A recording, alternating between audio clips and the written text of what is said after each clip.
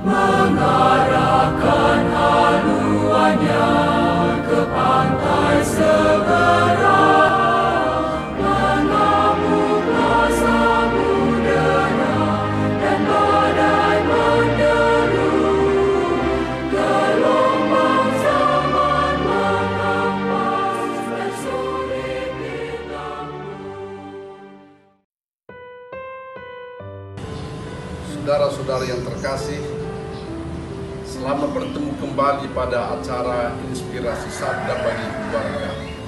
Hari ini Selasa, tanggal 7 Februari tahun 2023. Sebagai inspirasi bagi kita pada hari ini, kita ambil bacaan dari Injil Markus 7 ayat 1 sampai 13. Inilah Injil Tuhan kita Yesus Kristus menurut Markus. Dimuliakanlah Tuhan.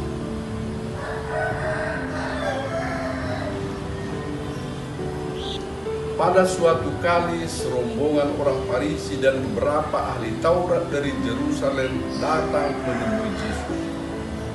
Mereka melihat bahwa beberapa orang muridnya makan dengan tangan najis, yaitu dengan tangan yang tidak dibasuh.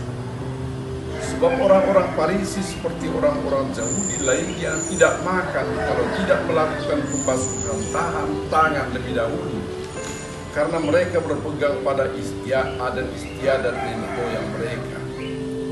Dan kalau pulang dari pasar, mereka juga tidak makan kalau tidak lebih dahulu membersihkan dirinya. Banyak warisan lain lagi yang mereka pegang, umpamanya hal mencuci cawan, kendi dan perkakas tembaga.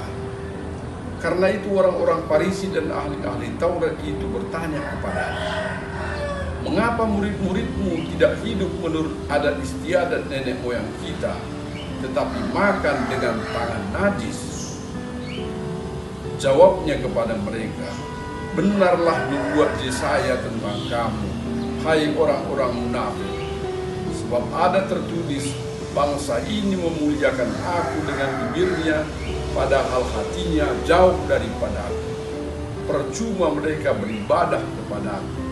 Sedangkan ajaran yang mereka ajarkan ialah perintah manusia. Perintah Allah kamu abaikan untuk berpegang pada adat istiadat manusia."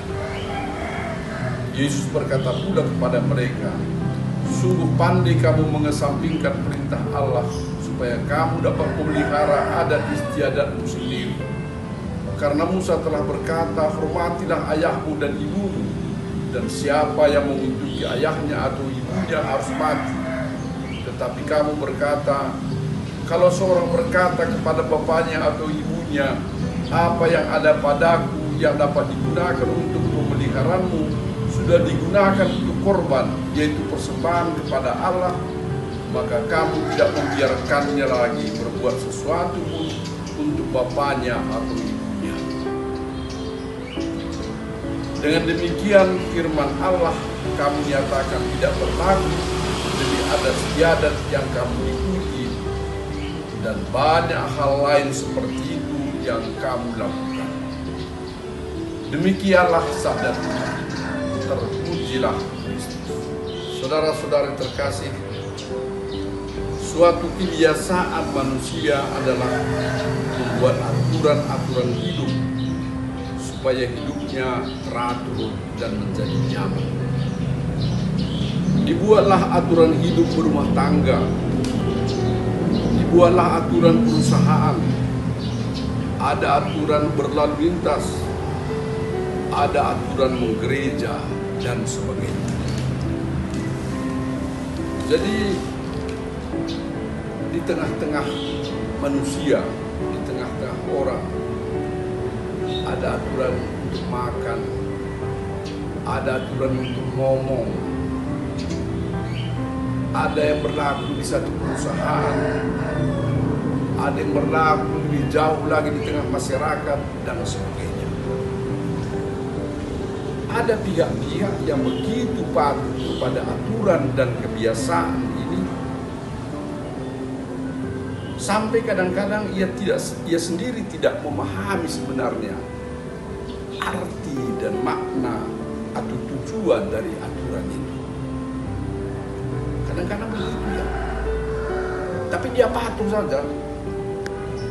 Dia merasa yang penting dipatuhi, ditaati, jangan dilanggar.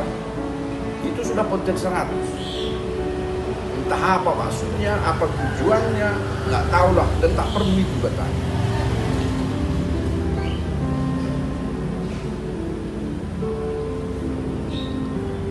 Yang penting terlaksana. Sudah bagus itu. Dihayati atau tidak menjadi persoalan. Itulah tadi ada persoalan, ya, bersoal antara Yesus dan orang Farisi mengenai aturan mencuci tangan, membasuh tangan sebelum makan. Rupanya rasul-rasul dilihat oleh orang Farisi ini makan tanpa membasuh tangan. Nah, mereka terus mengadukan hal itu kepada Yesus. Bagaimana murid-muridmu itu makan dengan tangan najis, tidak menurut adat. Dan itulah kita lihat tadi bagaimana Yesus memarahi mereka. Dan Yesus mengatakan itulah suatu tindakan munafik, sikap munafik, hanya mementingkan pelaksanaan lahiriah. Nah, saudara-saudara yang terkasih, bahaya ya kalau kita juga dalam berdoa kita hanya melaksanakan tindakan lahiriah tanpa kita sadari maknanya atau kita hayati, ya, atau kita dengan hati melaksanakannya. Ya, bagaimana kadang-kadang kita berdoa rosario bersama saudara-saudara, ya, kadang-kadang seperti mesin, ya. Salam Maria penuh rahmat dan serta bilang dengan terwenta. Santa Maria Bunda Allah kami sekarang waktu mati, amin. Bahaya saudara-saudara. Jangan-jangan nanti seperti yang dikatakan Yesus tadi, ya, kepada orang-orang Farisi, orang-orang Yahudi. Bangsa ini memuliakan aku dengan bibirnya, tetapi hatinya jauh daripada aku. Yesus memaksudkan tidak boleh kita hanya puas dengan pelaksanaan lahiriah saja. Kita harus menghayati, kita harus ikut dengan hati. Pelaksanaan doa-doa kita, pelaksanaan aturan-aturan kita dengan hati, dengan penghayatan. Saudara-saudari, dalam bacaan pertama pada hari ini dari kitab Kejadian, manusia disebut sebagai puncak ciptaan. Pada hari ke-6 itulah terakhir yang diciptakan Tuhan Allah, manusia sebagai puncak dari seluruh ciptaan. Dan kepada manusia itu dikatakan, penuhilah, kuasailah, dan taklukkanlah. Hebat. Wewenang diberi kepada manusia. Kuasailah dan taklukkanlah. Saudara-saudari, manusia punya kemampuan. Kita lihat sekarang kan, kemampuan yang luar biasa. Di mana batasnya nanti kehebatan manusia itu nggak tahu kita, ya. Sekarang sudah dijajaki apakah di bulan bisa dihuni. Baru-baru ini ada negara yang meluncurkan satelitnya ke matahari untuk membuat penelitian. Luar biasa kemampuan manusia, saudara-saudara. Dan jagat raya tak terbatas, dan itu dikasih oleh Allah untuk ditaklukkan dan dikuasai oleh manusia. Nah, berkaitan dengan kuasa manusia itu, saudara-saudari, manusia juga berkuasa merekayasa aturan-aturan itu. Nah, inilah yang hebat berkaitan dengan kemunafikan yang diperingatkan oleh Yesus tadi. Manusia sering menyalahgunakan hukum, ya,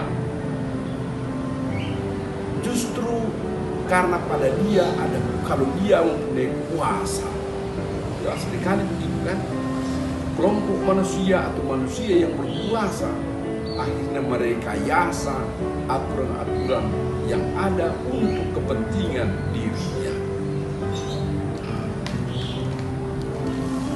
Misalnya kalau seorang sudah menjadi petinggi, penguasa, wah dia akan mulai mengatur supaya bendahara, sekretaris, perangkat-perangkat lain, semuanya diaturnya supaya semua membantu dan menguntungkan dirinya. Ya, cilakalah gereja, saudara-saudari, seandainya kebiasaan seperti itu juga merasuki hidup gereja, ya kan? Moga-moga jangan, saudara-saudari. Dalam rumah tangga pun, orang tua yang membuat aturan, suasana kasihlah dibuat, jangan suasana aturan. Apalagi untuk keuntungan orang tua saja dibuat aturan-aturan yang ada. Alangkah baiknya kita rumuskan aturan hidup bersama dalam keluarga dengan menemukan bagaimana yang enak untuk semua. Tahun 2023 ini, keuskupan kita mempunyai fokus pastoral umat Allah yang bersekutu. Tidak boleh ada yang disingkirkan. Semua harus dirangkul, bersekutu.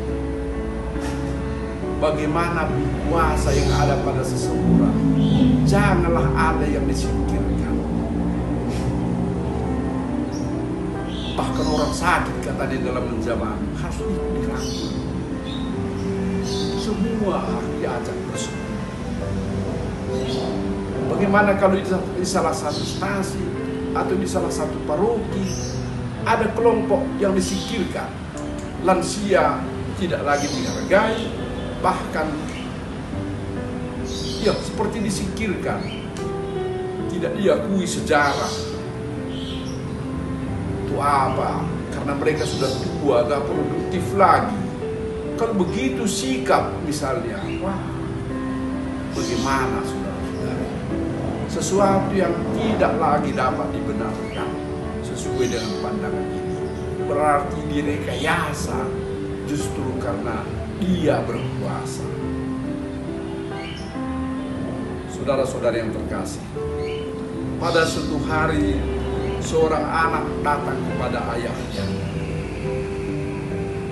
Katanya begini, "Pak, ada aturan di rumah kita tidak boleh mencuri kan? Saya sudah salah, Pak, karena kemarin saya mengambil uang dari dompet Bapak tanpa izin, berarti saya mencuri. Saya minta maaf, Pak." Saudara-saudara, apakah Bapak itu harus marah?